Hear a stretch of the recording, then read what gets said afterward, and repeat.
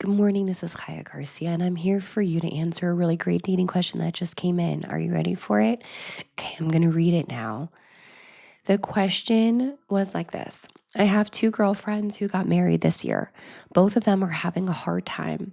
One of my friends had a really hard time at first.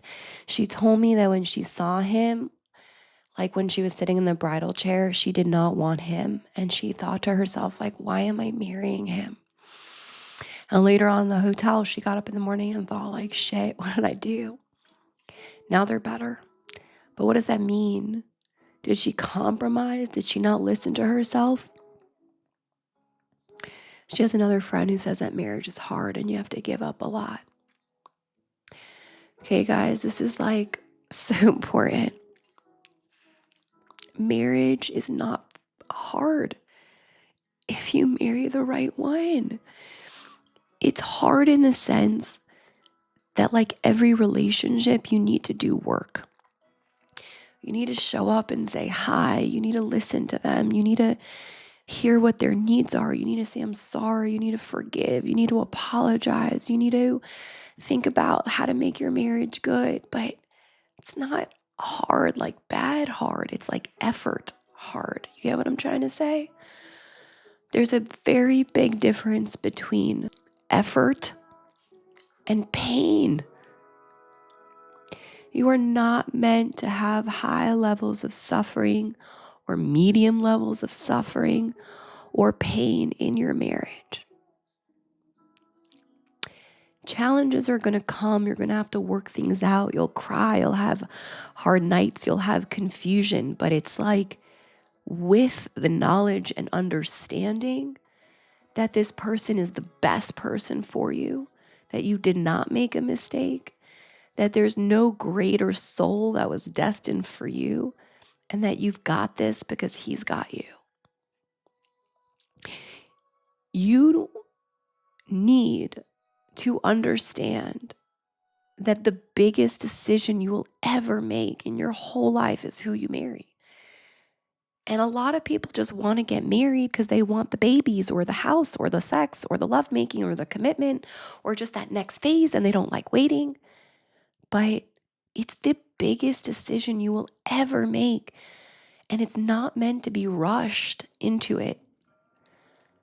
So, yeah, it's a pretty crazy thought that she saw him coming to her and she didn't want him. You don't want to make things work that you're trapped into. You want to be excited. I'm excited. I'm beyond amazed and thrilled to wake up to Adam every day. I'm happy to work on my marriage every day with Adam. I am happy to go into life with Adam. I am happy to work through life with Adam. Every time he shows up to me, it's like my chuppah. When I see him, which is my wedding, like when he came to me at my wedding, our wedding, when I see him walking towards me, like, I don't know, he comes home from work or from prayers or from something and he walks towards me, no matter what we're going through, I am so happy that it is he who is coming to me. So you can make things work. You can suffer. Dude, this whole world is full of suffering. But why would you want to go down that route? Why do you want to have a slow lack of amazing growth and accomplishment kind of life? Marriage is the most amazing thing if you marry yourself first. And it could be really difficult if you don't even know what love is, what commitment is, how to love yourself, what that looks like. So yeah, you don't want to rush into a marriage because of your age or because you want to be married. You want to make sure you know what healthy love looks like and sounds like and feels like before you get into that marriage, before you make that decision. Because, when I hear stories like this, it makes me want to cry straight up because essentially she got herself into a sticky situation. And now if she gets pregnant, it's freaking stickier. Meaning how many women stay together for the kids? A lot. A lot of women even stay together in abusive marriages because She doesn't want to destroy a family, even though the family is in destruction. So yeah, she compromised, but not even compromised. She lied. She lied to herself. She lied to herself. And it'll never feel so good over time, because we can all lie to ourselves, like people who are addicts, right? My friend Mayor Oliver Shalom, which means he passed and he's in heaven. The last time I saw him, he wasn't clean. He was still using heroin. He was like 23.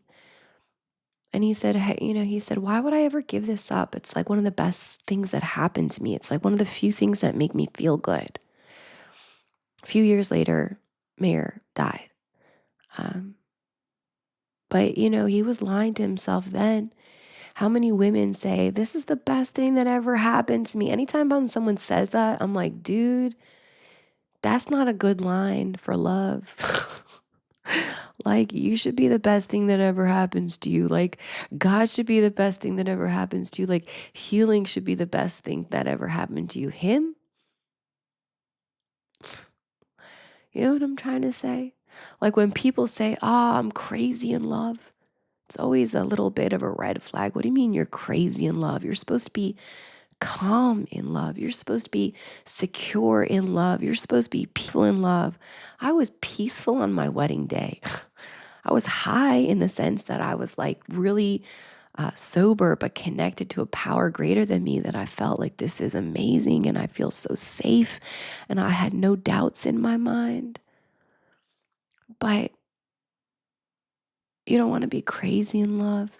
You want to be calm in love. And if you don't get out when your body and God is whispering inside of you to get out, like, you can tell yourself it's good. My mom was in an abusive marriage for like 20 years, 14 years, and she would tell everyone how good it was. I know so many women in abusive marriage, actually, or loveless marriages that say that it's good. And you're like, dude, are you seeing what I'm seeing? Like, dude, are you in the same like world? Like, can you see what I see? Like, y'all don't have a good marriage. Like, he's not there for you. You're not there for them. Y'all don't talk. Like, y'all are not having fun times together. Like, he's going to church and you're going to synagogue and you guys don't talk about the same things and y'all live separate life, but you're saying you have a great marriage. Like, but you guys don't really, have a marriage because y'all in your own worlds. But, like, are you seeing what I'm seeing?